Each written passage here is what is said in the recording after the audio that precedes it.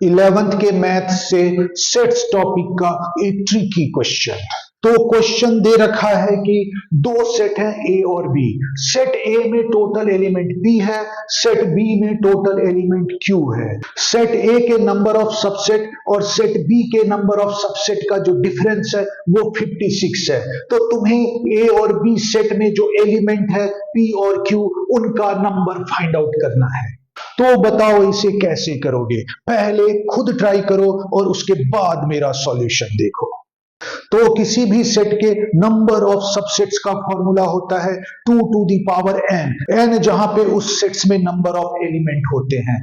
तो सेट ए के जो नंबर ऑफ सबसेट होगा वो होगा 2 टू द पावर p। इसी तरह से सेट बी में जो नंबर ऑफ सबसेट होगा वो होगा 2 टू द पावर q।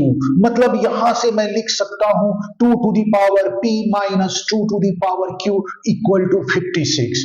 अब इन दोनों में से मैं क्या करता हूं कि 2 टू द पावर q को कॉमन ले लेता हूं। इसका मतलब हम ये भी बोल सकते हैं कि 2 टू द पावर q से मल्टीप्लाई और डिवाइड कर लेता हूं।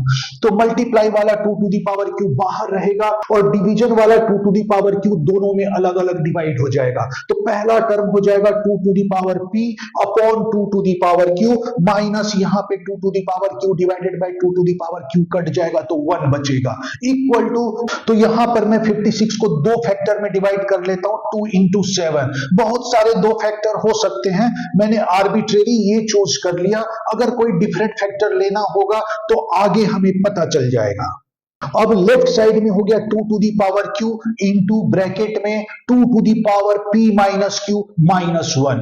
और यहां पर जो दो फैक्टर हैं वो तुम्हें ध्यान रखना पड़ेगा कि दोनों इस तरह से हो कि वो इस फॉर्मेट में आ जाए। एक फैक्टर 2 की पावर कोई नेचुरल नंबर होगा क्योंकि number of elements natural number है, और दूसरा जो फैक्टर है वो इस फॉर्म में होगा 2 to the power some natural number minus 1। तो देखो यहां पे 7 को मैं क्या लिख सकता हूं, उसे मैं लिख सकता हूं 2 की पावर 3 माइनस 1। इसका मतलब है ये इस फॉर्म में बिल्कुल फिट बैठ रहा है। तो तुम जब यहां पे दो फैक्टर में डिवाइड करोगे तो ये तुम्हें ध्यान रखना है।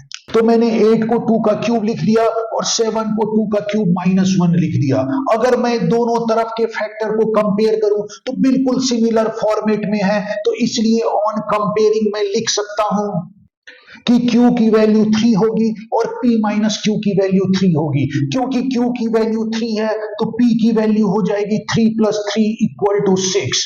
इसका मतलब हुआ A में जो है 6 एलिमेंट है और B में जो है 3 एलिमेंट है।